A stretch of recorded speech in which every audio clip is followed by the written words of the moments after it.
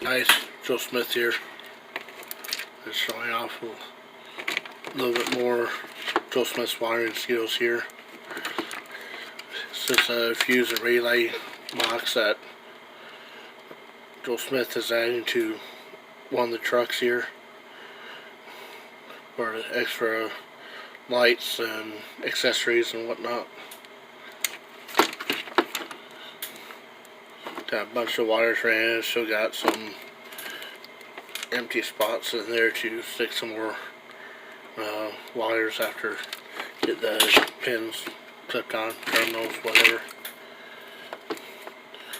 Weather pack plugs.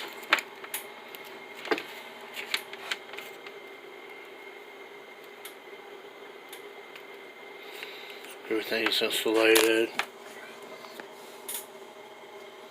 Here's a blank empty weather pack plug.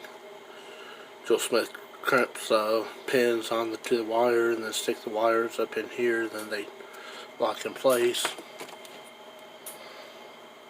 And then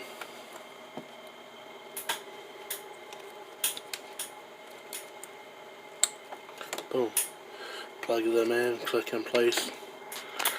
So you plug one harness into another harness.